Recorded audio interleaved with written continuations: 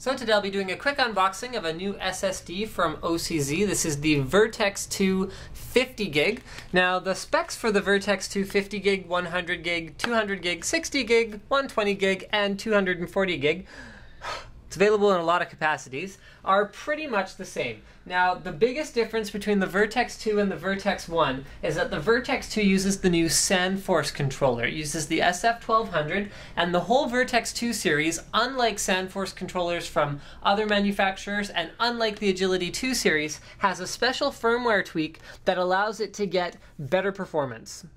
In writes, basically. Okay, it's a high-performance design, MLC flash memory, trim support, RAID capability. All of those pretty much go without saying these days. And it includes a 3.5-inch SSD adapter for desktops. That's pretty neat. Let's flip around to the back, see what OCZ has to say for themselves here. Now, this is the trick.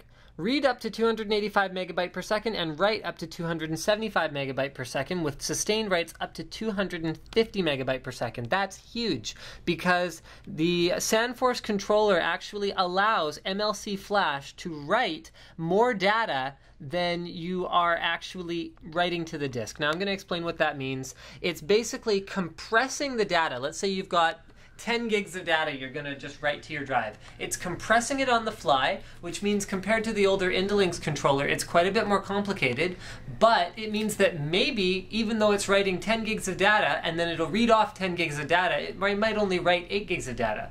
So that means A, your SSD will last longer because you're using fewer write cycles, and B, it will go faster because you're writing that 10 gigs of data to in only 8 gigs. So it'll go 20% faster, and I don't have a knife today, but that's okay. You guys can live while I just cut this open with a pen. Wow, they've really improved the resiliency of their plastic on the packaging compared to previous Vertex series drives. There we go, it's finally off. Okay, let's get this opened up. So, let me see, we had a look at the specs. Oh, well, it opens at the top, not the side. How innovative.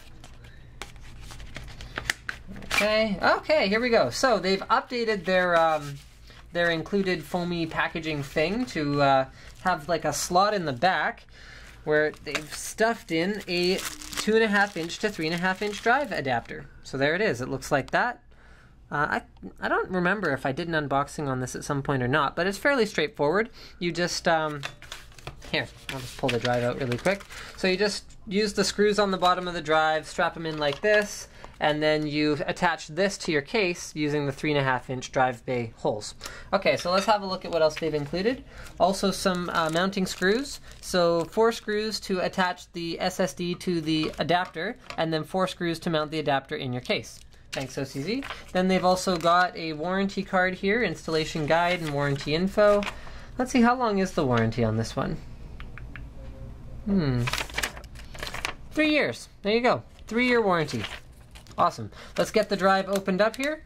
Caution, content sensitive to electrostatic discharge. Open only at a static-free workstation. Ooh.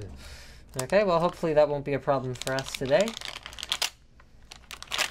That opened up. Okay, so it looks just like the old Vertex drives. Actually, this is kind of funny. They have changed the shape of the sticker, but they haven't changed the shape of the outline for the sticker in the top of the drive. So it's a square cutout with a rounded sticker in it now.